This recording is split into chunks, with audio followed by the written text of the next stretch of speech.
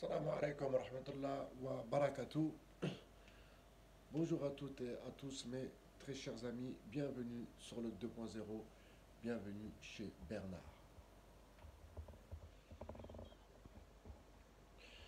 Alors, je voulais revenir un peu, ma foi, rapidement sur euh, ce hold-up, parce qu'on peut appeler ça un hold-up, cette manière de s'emparer du pouvoir avec une propagande diffusée par les mass médias, encore une fois. Donc, voilà pourquoi je ne m'arrête pas sur la démocratie en Amérique, parce que l'idée même de démocratie me dépasse.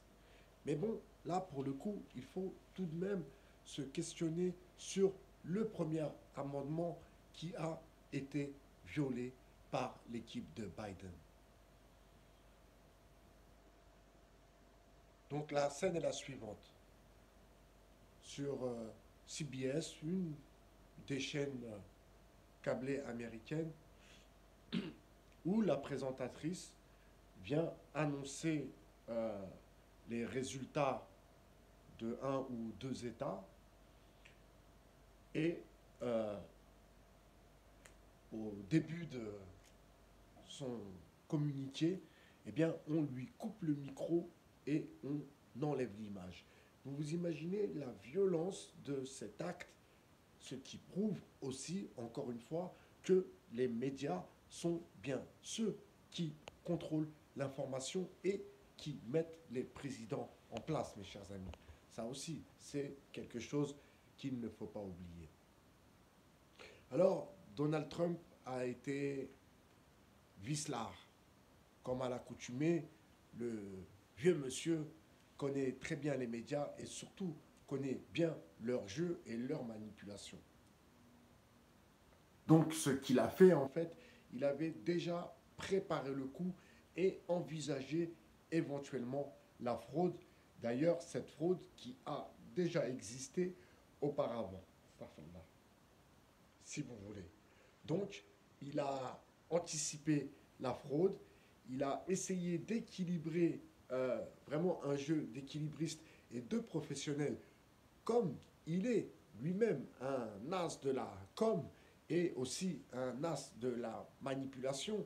On reviendra peut-être sur QAnon et la suite de cette histoire, car dans le fond, qui est QAnon? Ça aussi, c'est la question et personne n'a la réponse, en vérité. Vous comprenez? Donc j'ai été surpris aussi que dans les mails de Wikileaks et de Julian Assange, ma foi, on ne retrouve pas de traces concernant cette crise du corona qui n'a pas pu être mis en place en peu de temps. Je pense que c'est un travail de longue haleine. Ça fait un moment qu'ils se retrouvent à Davos pour préparer ce grand plan machiavélique. Alors mes amis, hier sur un live, je le répétais, nous allons peut-être à la disparition de la monnaie papier. Ça, c'est simplement mon avis de cerveau malade. Donc la disparition de la monnaie papier, ce qui est écologiquement parlant un bien pour la planète, eh bien malheureusement, vous voyez encore une fois, ce sont toujours les petits gens qui vont payer cette politique très très répressive. En fait, la marque de la bête, c'était bel et bien le fait de posséder une carte bancaire, mes amis. Rien que le fait de posséder une carte bancaire, eh bien, c'était déjà en vérité la marque de la bête. Et la marque de la bête, ce sont les trois petits chiffres qu'il y a derrière votre carte bleue, mes très chers amis. Vous savez que mai 68 était aussi la transition du passage de la monnaie, le passage de la carte bancaire et comment tout ça allait se mettre en place et une nouvelle façon de consommer, si vous voulez. Donc les gens en général, regardez autour de vous, les gens qui travaillent, qui payent leurs impôts, j'en revenais justement à l'impôt à la base, donc taxé à la base, donc vous comprenez que déjà le plan était mis en place depuis cette histoire de taxer à la base. Vous comprenez? Donc c'était aussi le travail qui était en train de se mettre en place. Donc demain, peut-être vous, nous, hein, je me mets avec vous quand même, je ne suis pas Jim le veilleur qui devrait rester silencieux. Enfin, bref. Eh bien, le cash, le liquide, eh bien, il va se vendre peut-être au black, bien sûr, excusez-moi pour ce terme, mais à des sommes peut-être deux, trois fois plus chères que le prix de revient normal.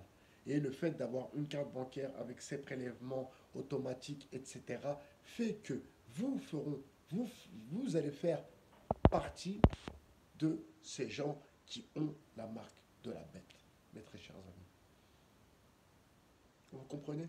Donc la disparition de la monnaie papier, de la monnaie du liquide, est, ma foi, pas une si mauvaise idée que ça, si c'est pour soulager la planète et bien sûr pour moins la polluer.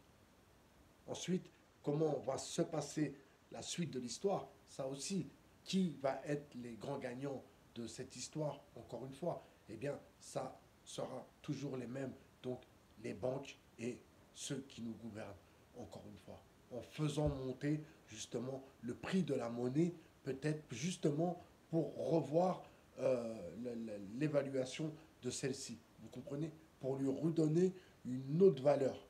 On va revoir, comment dire, on va revoir, on va revoir une note pour la monnaie. On va renoter la monnaie, ce qui est tout à fait possible.